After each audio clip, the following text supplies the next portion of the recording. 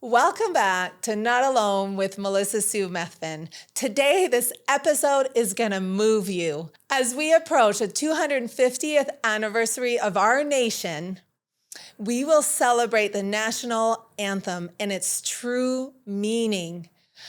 For me, it's all about hope and remembering that this song is about unity and not division. I have the honor to introduce you to a dear friend and fellow author, Randa Stratton Dutcher, who will sing the national anthem for you. But before, I want you to just pause and take a deep breath beforehand with me, to place one hand on your heart and one on your belly.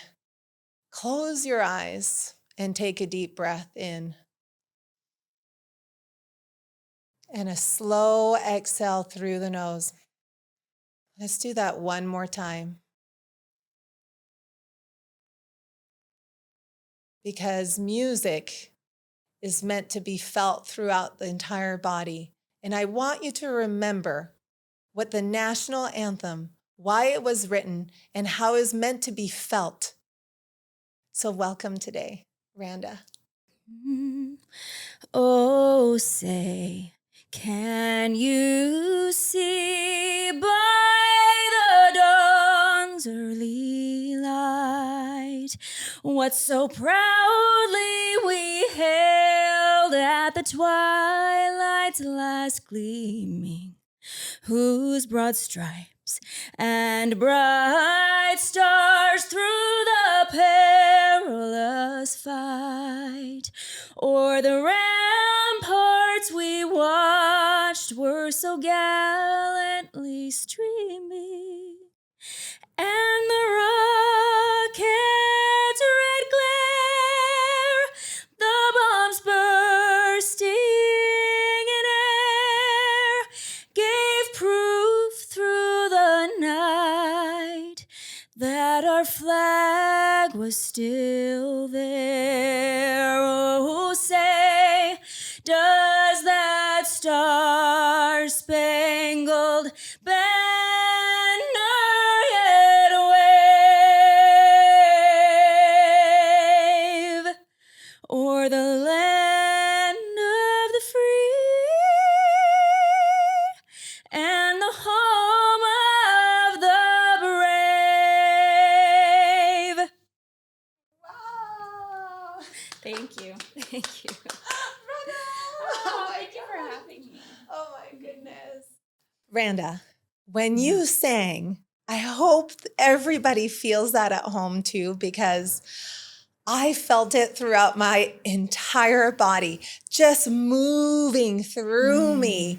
And in your voice, that's the power of your voice and also the power of the words of the national anthem and why, the purpose as to why it was written. So I love that you reached out to me and said, I have an idea for a podcast together. And you've said, I want to talk about the national anthem. Yeah. And how we've forgotten that it means all about hope. And I said, yes. And I love the timing of it. Today at my son's school, they celebrate 250th anniversary of our nation. And I'm like, okay, God, this was important today. Yeah. So I'd love to hear more of what the national anthem means to you and when you're singing it. Yeah. So I guess let's just start a little bit with the history of the national anthem. And I want to preface this with, I am not a historian, but I am a feeler of music and I have musicality in me. So meaning that when I sing words, I can put volume and tonality when I sing with those words and make them mean or feel differently. I don't know how I have that, but I do have that. And so when I sing the national anthem, I always pray beforehand that anyone within earshot of my voice, whether listening to it in that moment or later on, will feel the love of God. And that angels will assist me to do the very best I can, and any humanity that comes in, that they will take that and wipe it out and go to each person in the audience or wherever they're listening, and that they will feel of that love, and they will feel hope, because it's not about politics. It's not about history. This song, no matter your nationality, no matter your culture, upbringing, or religion, it is about hope. If you understand how this song came to be, how this poem came to be, and then came to be our national anthem, it really is miraculous. Yes. Oh my gosh, Randa, I feel that you pray before. And I love that because you are powerful. Thank Because you. I feel that. And I felt that before when I heard you sing the very first time. And I did feel God's love moving right through me. And I know everyone at Thank home you. will too, because that's how powerful you are. And Thank we you. are at a time where we need that more than ever, Yes. where we can't forget that hope, and also that this is not political. I love that you Yeah. mentioned that, because I do feel sometimes the national anthem is used politically, Right. and it's used to divide us. Mhm. And we need to remember that it's about hope and not division. Yeah. It really is. It's an anthem of not just hope, but also victory, and that we as humanity continue to get back up over and over. So to get back to, I said we'd go through the history. Let's go through a little bit of the history. So it's 1814, September of 1814, and there is a man on a ship, a British ship, as a prisoner in the bay outside of Fort McHenry in Baltimore, Maryland. And the British are furious because they've lost the Revolutionary War. They just took Washington, D.C., and now they're coming to Baltimore, which is the third largest place in the United States at that time, or the colonies. And so this man, Mr. Beans, I can't remember his first name, Mr. Beans is on the ship, and he is prisoner, and he has some influential neighbors and friends, and they reach out to Francis Scott Key, who is a lawyer, and he reaches out to someone else who works with getting prisoners back, and they board this British ship. They go in a tiny boat through the bay, and they go to this ship, and they end up being there almost a week. And they end up staying there because the British has decided they're going to bomb Fort McHenry, and they're not going to send them back and allow them to warn anybody. So they're stuck there kind of as prisoners as well.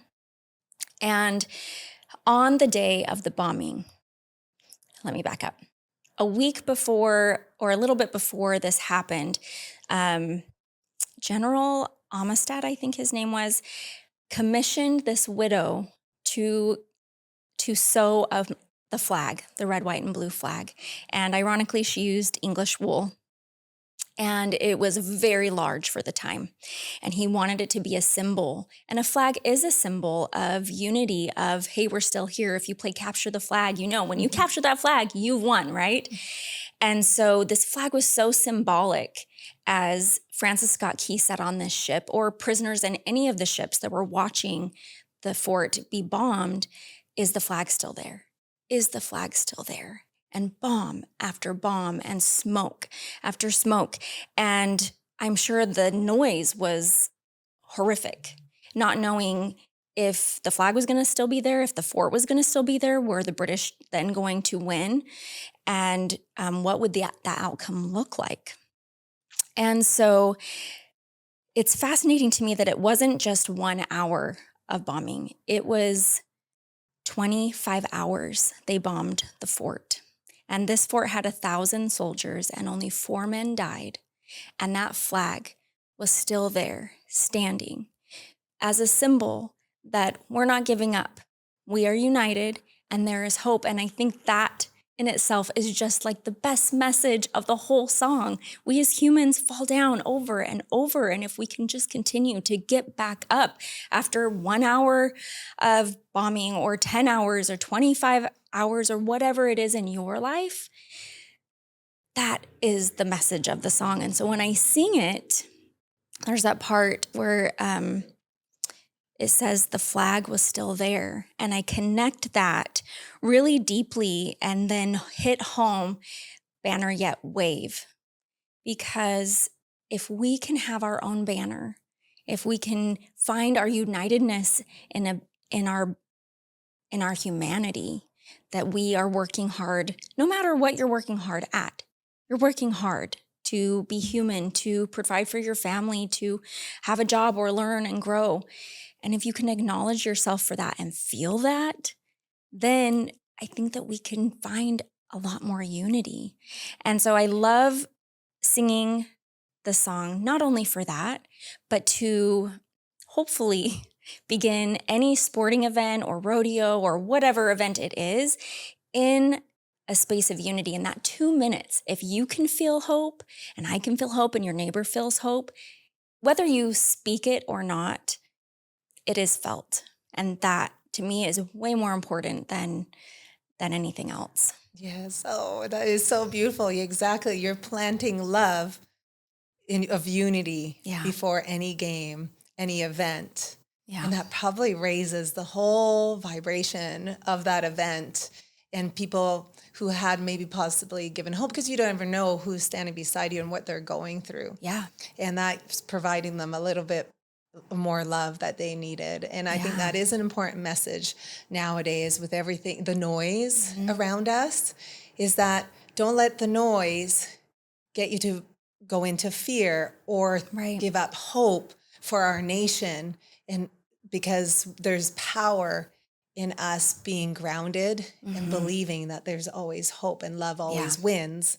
Right. Right. Right. And the national anthem isn't the national anthem of any political party or person.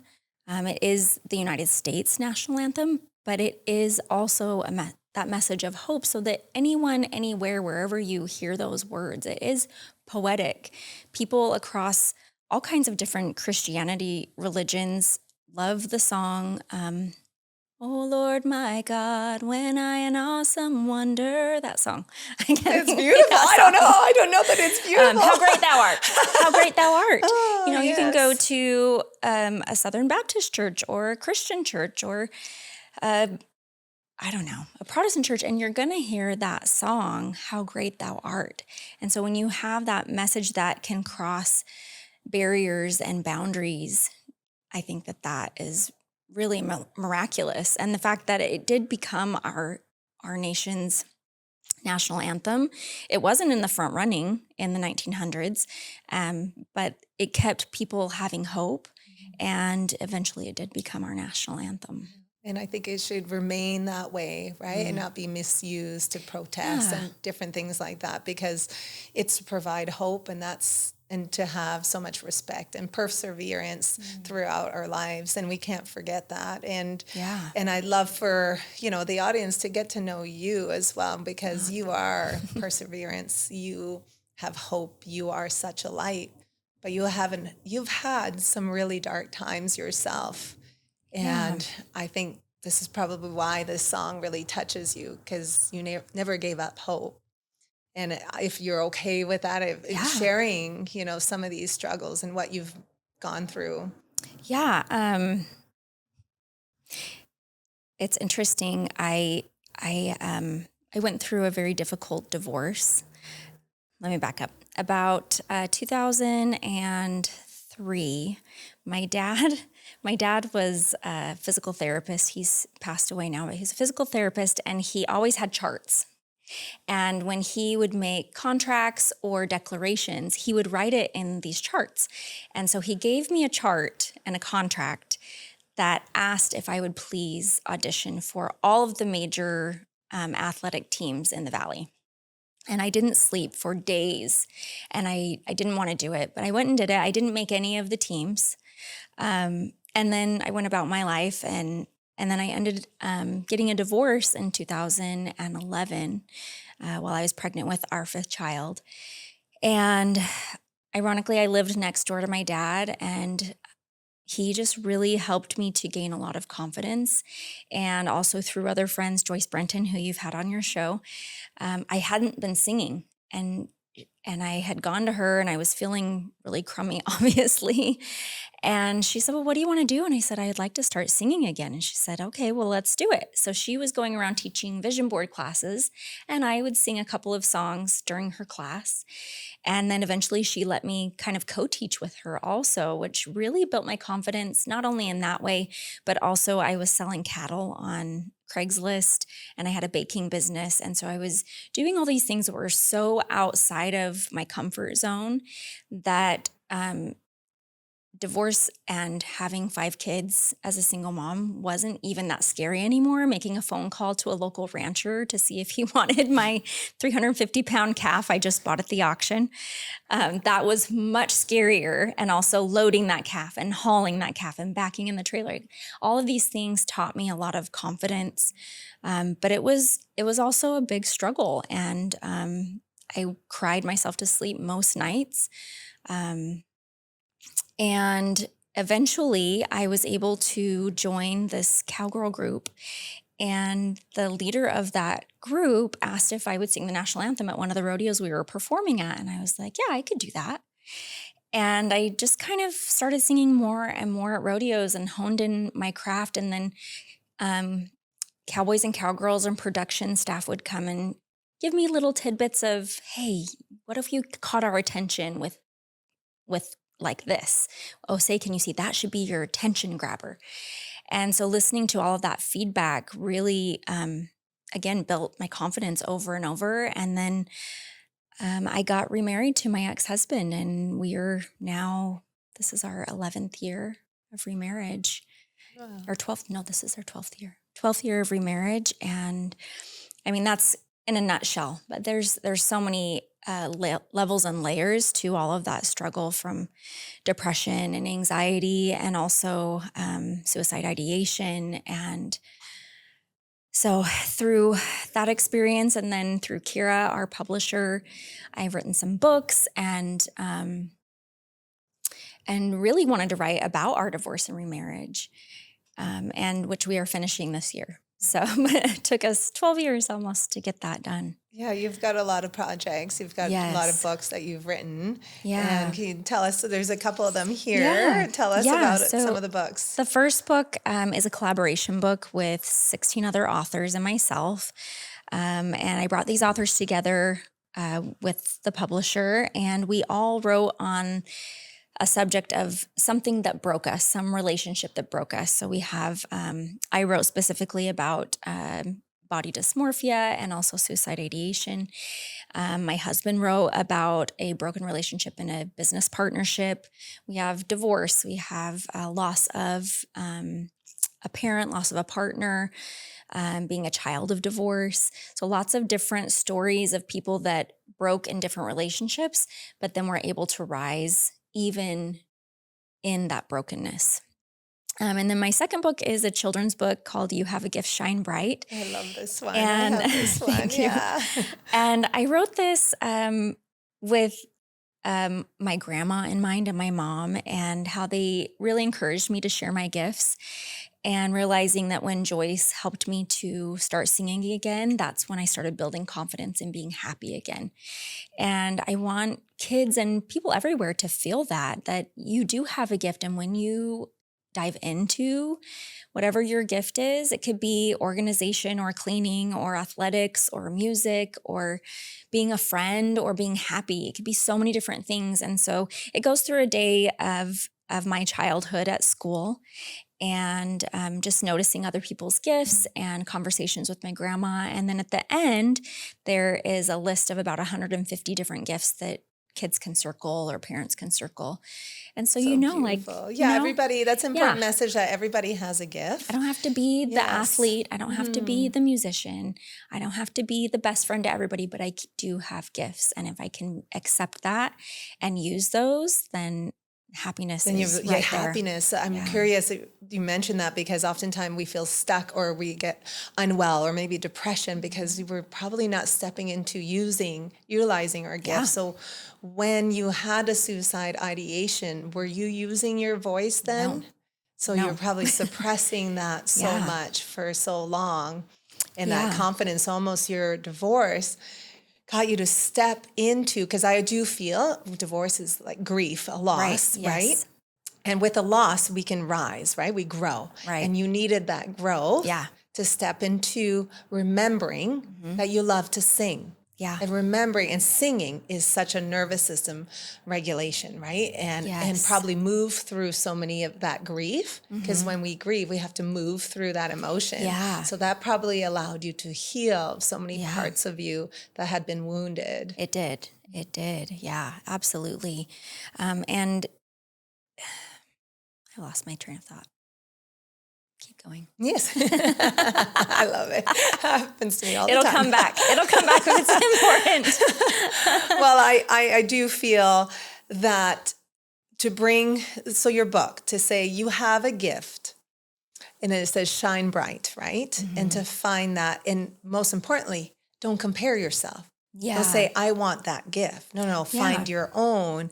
And oftentimes we've got to be willing to be honest and removing the veil and be confident in that gift. Because oftentimes we're like, oh, me?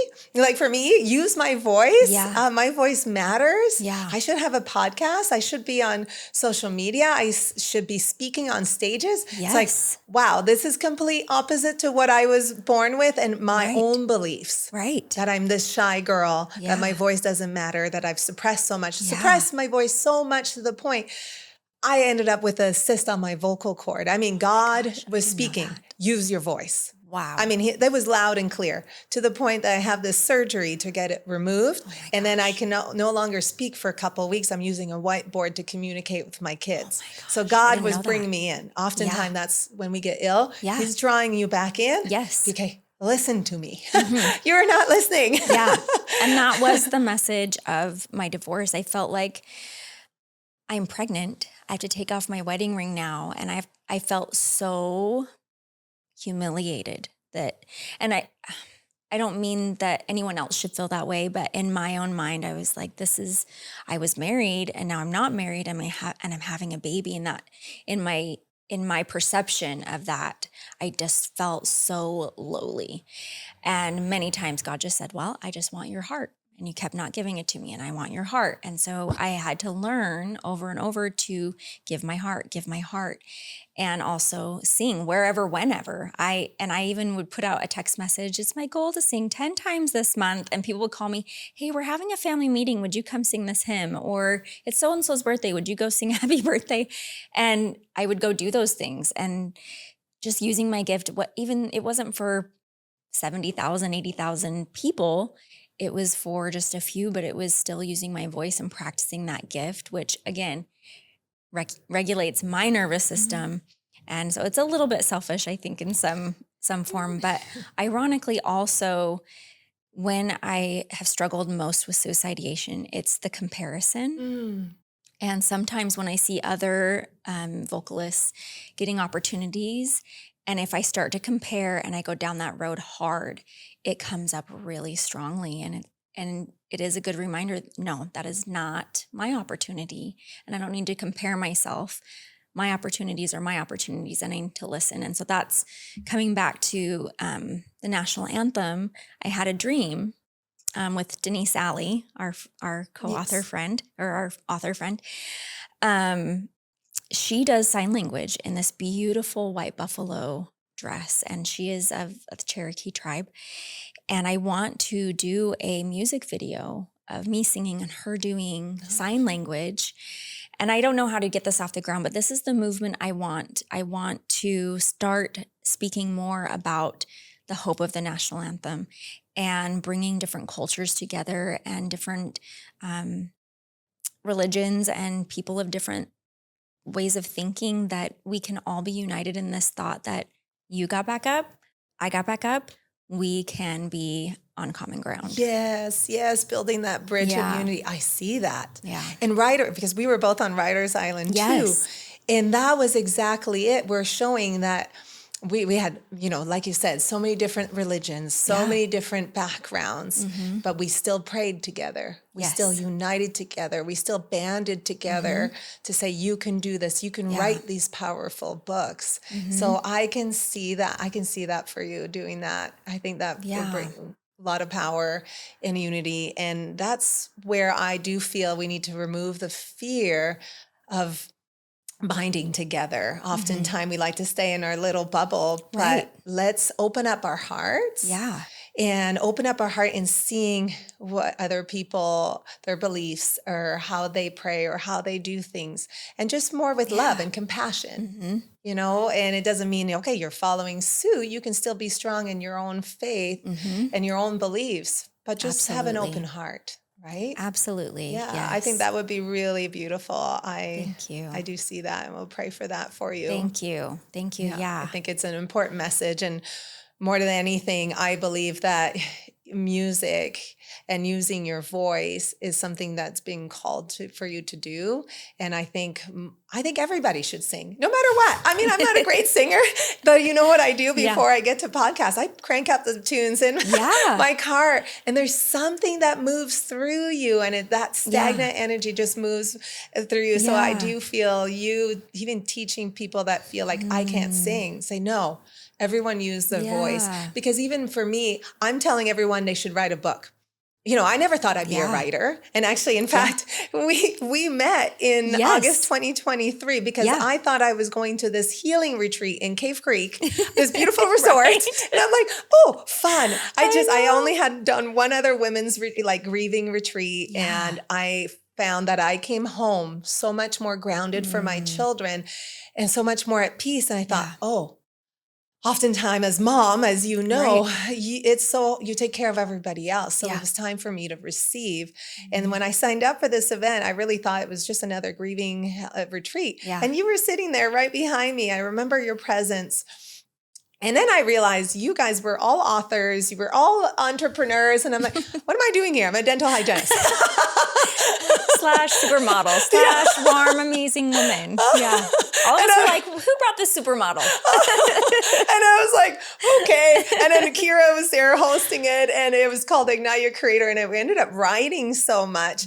So now I was like, I was never a writer either, but I tell everybody they should write. Everybody should sing. And I really do see the power of those two. And choosing the words. I think words hold so much power. I think that's important to say. Like, I do feel the national anthem, these words hold so much power, and we have to be so mindful what words we're listening to, what words we're speaking. Yes. Because, you know, Jesus says it could be life or death. Right. So choose one. Right. And so keep on saying, keeping us stuck in saying we are broken, we are this. We'll keep being broken and being stuck. So be mindful. Say, no, we are united. We are love. We are light. Yeah.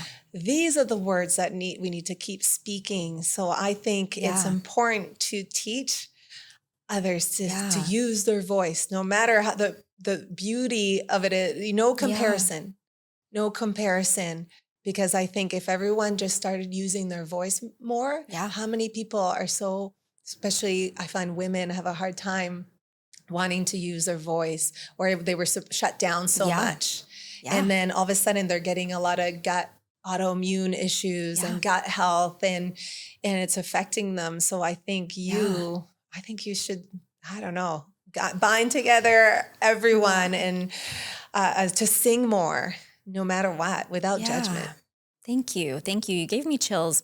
And something I hadn't thought about is teaching people to sing the words, because singing isn't just about music. It is, I believe it is the vibration. You know how we have singing bowls, and you love the singing bowl, and it vibrates through your hand and it vibrates your eardrums, and you move it from side to side. Do you know what I'm saying? Yeah. Oh, yes. And I feel that vocal cords do the same thing for your body. And I can't remember where the vagus nerve is. The vagus nerve right behind here. And so yes, it's like, it's so right connected. There. Yes. And then you're connecting the breath with it. And you talk so much about breath. Yes. Using that breath and using the vibration of your own vocal cords is very healing. Yes. Yes, because oftentimes, our shoulders, we hold all Yeah. the stress here. So to be like when I was just recording some audio, some meditation with breath, and then all of a sudden I started humming on the exhale because with the vagus nerve right there, the vocal cord, this is where we are stuck. And of course, so much affected. Yeah. Now our environments affect our nervous system on a daily basis. Right. So yes, you teaching people to sing, to use their voice, and it will be like a prayer and release any stagnant energy, and it'd be so healing. How fun. How many people block themselves, say, I'm not a singer, but just avoid that. Almost like, how now they do, I think it's called ecstatic dance, where they put, blind shades and just don't look at yourself. Don't look at anybody else dancing. Just freely dance. We should freely sing. Yes. Don't compare, my voice to yours. Yeah. Because there's a bigger portion about singing that's healing to you on the nervous system regulation, on a whole of emotional healing, because I truly believe after we've been blessed and meeting all these powerful authors, I have no doubt that a lot of these illnesses are from suppressed emotions. Yes. And what a fun way to release these suppressed emotions through singing and dancing. How fun is that? I love it. We just need Yes. to sing and dance more. Yes. That's what I feel, to move through these stuck emotions. Like my first book, The Silent Killer. Suppression is the silent killer. Yes. And I have to acknowledge the courage it took to write your story, to continue to talk about such a deeply painful subject, not just for you, but for others, and to continue to walk through that pain. It encourages so many of us as authors, but everyone that listens to your podcast, that we share your podcast with, your book. And I know you've had direct results of people telling you that it has really saved them. But just know it's not just for those that are struggling with suicide or things like that, but it also is your courage that is just as inspiring as your words. Thank you. I felt that. And I felt that love. And that's always hard to receive sometimes, because I'm like, oh, it's just bigger than me. It's a calling ever since my husband passed, and to speak the truth about suicide, and because hiding from it will not serve anybody. It will not serve my children. Right. And it has been powerful. The more that I speak my truth, the more it allowed others to speak their truth, and to ultimately, I want to come in as a friend that I wish I would have had to say, hey, you don't have to go through all of this. Start noticing, planting these seeds, to start noticing that your body is speaking really loud and clear, and you don't have to wait till it's really bad. Right. Where you get really ill to start changing, to start making a move, to step into your power, to make that first step.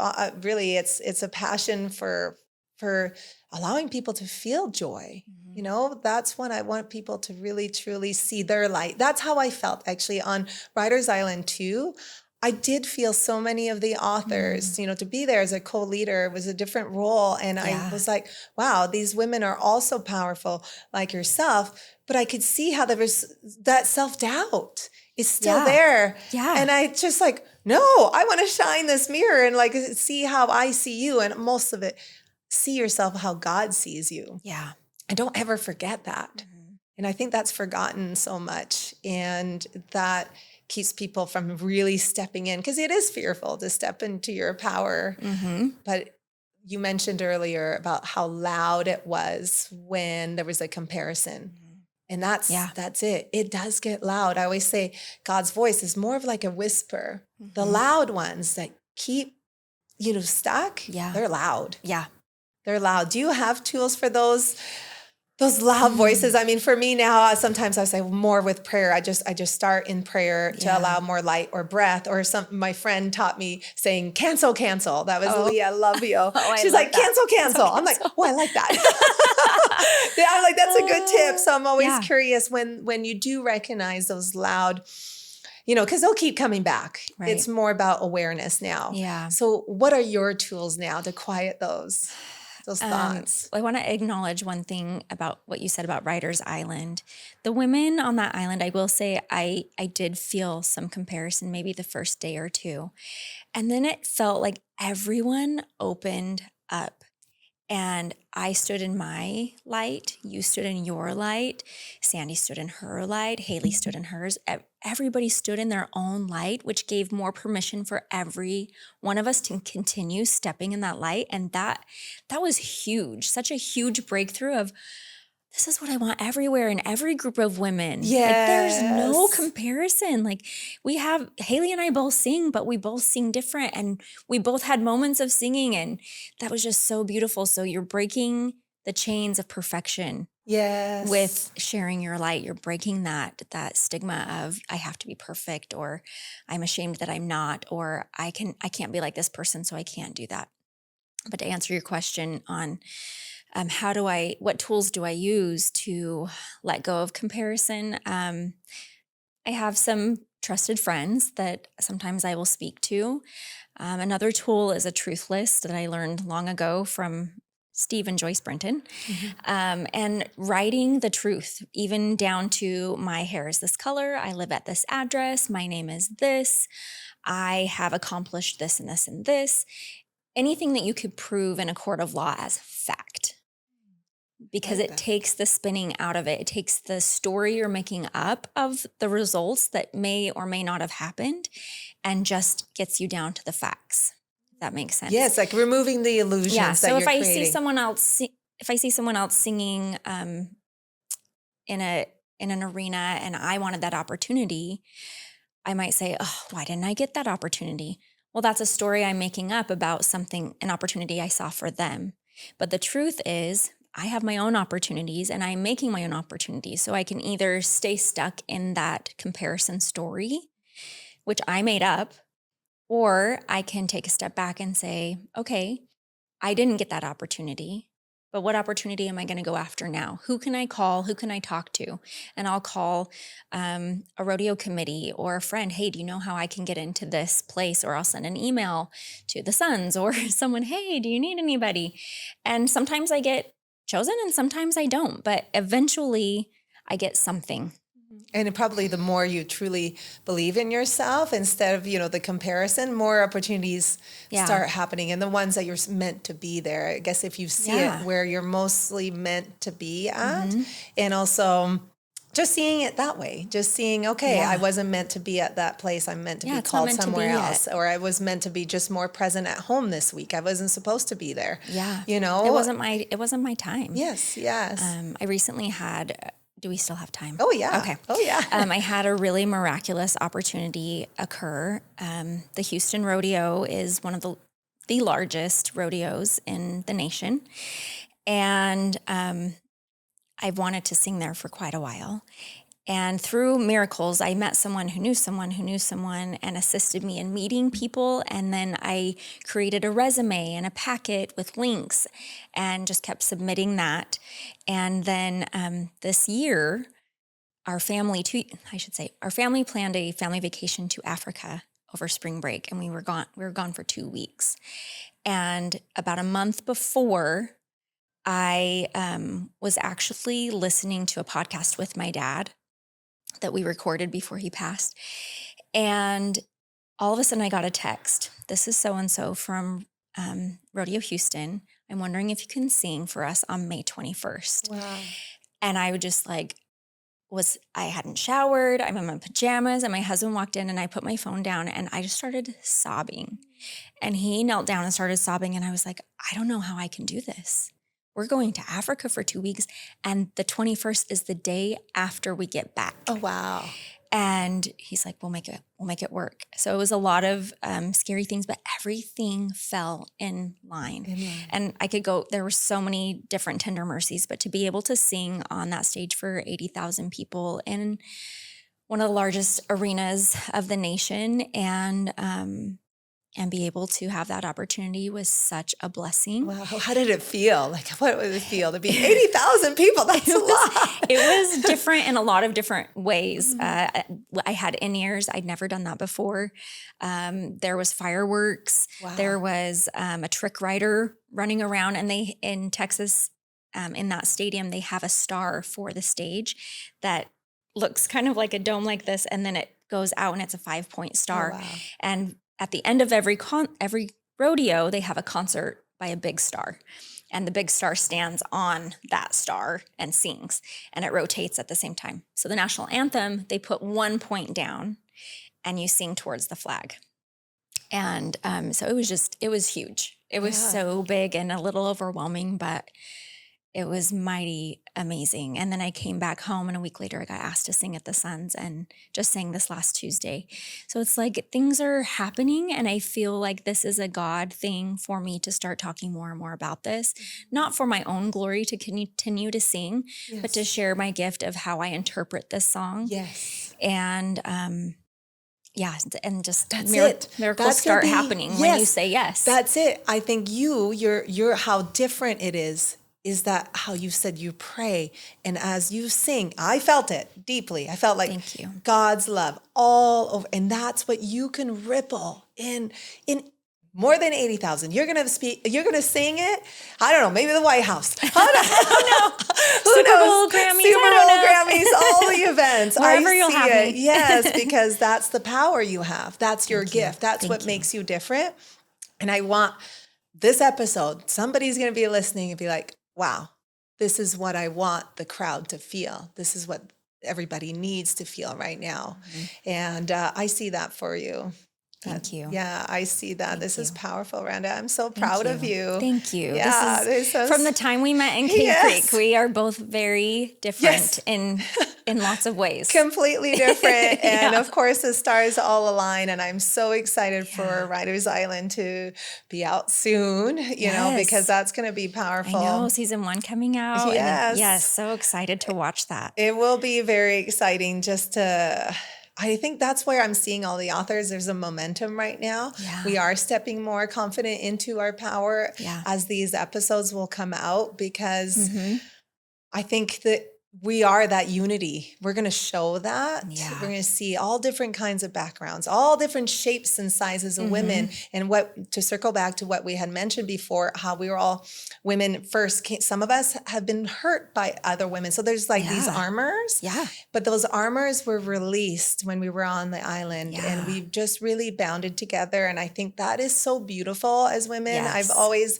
felt that. I mean, I growing up, I have 2 wonderful sisters, but we have a big age gap. Okay. So I grew up mostly only child. So friends and sisters, that's what I called them. Yeah. It was always sisterhood. Yeah. And I'm always been the one, I'm like, oh yeah, seeing you rise, seeing some of my friends that are doctors and leaders and singers. I'm like, yes. And I do feel that we need to be more like that for women. Yes. And instead of comparing ourselves, and to inspire each other to lift us up. Yeah. Because there's a power of us women gathering together. I know on the island, we witnessed some powerful healings. Yes. When we all put our hands on somebody and pray over them and use each of our gifts that we have when we're touching that person and sending that love. Yep. There's a power into healing the world. Yeah. Right? If we come into unity. So I do feel a big shift right now where I'm called to help rise women and step into their power through remembering their gifts, remembering to listen to their bodies too. Yeah. Because it's constantly speaking to us. Yeah. Yeah. Because we need to rise. Yeah. We need to rise. We're kind of the heart of the family, is what I see. Yeah. And if mom is okay, the family's okay. Yeah. You know, and so I think it's important. It ripples. Yeah, it ripples. It has a ripple effect to your children, your husband, and everybody, community everywhere. And now that you were saying you're teaching people to sing, okay, can we start with my house? Yes. Yes. My mom's always been saying she wants to sing. I mean, she has a mic in her little casita because she lives with us. I love that. And my daughter's been singing a lot. She's in choir at school. And I remember she told me that. Yeah. So, okay, let's organize this in my house. Okay. The first one, and you said your mom plays the piano. I have no, my grandma. Your grandma. Yes. Your grandma. Yeah. Okay. Yeah. And I have a keyboard, and we can start something fun because I think we can do a lesson. That would be fun. Do a family time lesson. That would be super fun. would be great. Yeah. So I know you have a new book coming out, so let's mention that too. Yes. So my husband and I finally finished our divorce and remarriage book, and it will be coming out. It's called Third Time's the Charm, a forwards way to a backwards marriage. Is that right? A backwards way to a forwards marriage. I don't actually. Third Time's the Charm. That's the name of the book. And then also, I'm currently in editing for my book I wrote on the island for Writer's Island Season 2. It's called Her Story, and it is stories of women from the Bible that I asked to come and sit with me and kind of share their story in a different way. And I write kind of conversationally as well as what I think they might say, my perception of their story. And then also it has a really cool kind of Easter egg hunt about gems in a crown. And so wow, I'm fascinated. I'm very excited for that. I like that you're shining the light, the women in the Bible. Yeah. Ooh, see? There needs to be a rise. They need to have a voice. Yes. They were not given, and you're giving all of them a voice? Wow. Yeah. Ooh, I feel goosebumps. Yeah. So I feel like there might be a second book because I didn't get to everybody. Okay. But I'm very excited for this. It was quite the experience to learn. Yes. To learn from them. And also I put a couple of my ancestors in there that I've learned from. Yeah. Are you able to, like, a snippet of one, like what you learned from? I know it might be hard, but might be putting you on the spot. But honestly, I'm just I think my most surprising. I wrote a poem or received a poem. There's the little girl that was sleeping in the Bible, and Christ goes and tells her to rise. And in the Bible, it says talit, but the word it says talitha, I think, in the Bible in Hebrew. But talit means little lamb. And so I call her little sheep. And I feel like it's symbolic that Christ would touch her and call him little one, little lamb, rise, and that she was just sleeping. And I received a poem that was really beautiful about how she knows her Jesus and how she sees him. And though her family was scared, she knew that everything was going to be okay. And to continue to rise even when you might be sleeping. Oh, wow. Beautiful. This is going to be a powerful book. Thank you. Yeah. Wow. I cannot wait to read this. It's interesting because just when I was in editing and finishing up my book in December, I had Mary Magdalene come to me. Oh, yes. Gosh. In a vision, because I kept on going, show me the truth. And I wrote 5 more chapters in the middle of my editing. I remember that. Yes. And she came. Wow. And I still was like, oh, okay, but it's still the meaning of it. Yeah. I'm still, okay, well, maybe because she was quite the healer, had learned to heal as well alongside with Jesus. Right. And so, and drawing people in to intuitively heal and become your own health advocate. And that's kind of what I'm trying to give the tools to do with the God connection. Mm-hmm. So maybe she was like, okay, keep rising in that, keep, and maybe she's teaching me her gifts along the way. Yeah. Can I share something about her? It is a speculation and not a known truth that she may have been the wife of Jesus. And not everyone will agree with that or with me and think that maybe that's blasphemous. But that is the perception that I wrote for her. I feel learning side by side with Jesus, wife or not, and then also protecting his genealogy. And anyway, I got that in December. I really did. I did. Oh my gosh. I did. That she was. I mean, like you said, she is. I know, me too. I'm scared to name it. Well, let's name it right here. I did have that vision, and she was married. Yeah. I and believe possibly that she have was a child, married. right? Yeah. So, yes, that's what, full confirmation. Yep. Okay, saying it out loud. And I do have a gift for you. Oh, you do? Yes. Okay. As we're wrapping up. Oh, yes. I actually have 2. So I have wonderful parents that grew up on ranches, and my dad passed away from cancer 2 years ago. He's my best friend. Yes. And we created this token to give at his funeral, and then we created this card a little later. But he was on my podcast, and we talked about cowboying up, and we did like a youth thing where they came and we taught them how to cowboy up and taught them to ride a horse and tie a rope and rope a calf on the ground. And so I like to give this coin to all those that emulate the things that we shared. Cowboy up, break a sweat every day, smell good and dress up. When you dress better, you feel better, and then you do better. I like that. Get the job done and do it right. Persevere through adversity, no matter how difficult. Admit when you are wrong and make it right the best you can. Be a giver and be confident in God. Beautiful. So I give that to you. Oh my And gosh. I have some for your kids too. I love Well, hug in a minute. I have one more. Oh, you do? Okay. Oh my gosh. And then I love it. I'm a have hugger, so. a couple of these for you also. It's a horseshoe, which has lots of different meanings, but to me, it means sure-footed. When we talk about a horse that's sure-footed, they always are very aware of where they're stepping and where they're standing. And so the horseshoe reminds me, and I encourage you to be reminded to stay and stand sure-footed wherever you go. Very touching. Thank you. So, Randa, this is beautiful. Okay, now I got to Okay. Oh my gosh, you are so beautiful. Oh my gosh, I love you. Oh.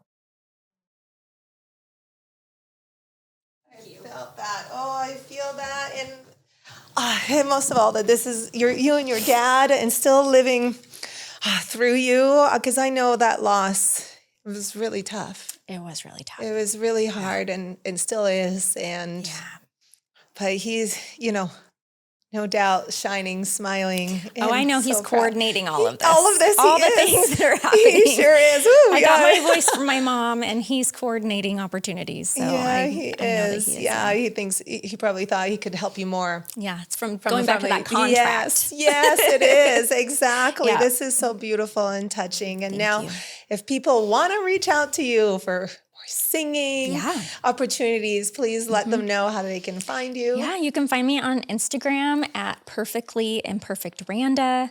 I'm on Facebook, Randa Stratton Dutcher. And I do have a website, but I don't remember. You'll have to go to the link in my bio. Yes, of we'll put it all in the show notes. And you are on Spotify too. I am on Spotify, YouTube, iTunes. I have lullabies, some song covers, and also my podcast. Yeah, beautiful. Such an honor. I know I'll have you on again. Such an honor to call you a friend. Same. And I hope today, I know today, you will touch many by the way you sang, and they will stand up. They will cowboy up. And know the flag is still up. Yes. And there's always hope. Yes. Never forget that. Thank you. I love you, friend. Thank you. I love you too. Yeah.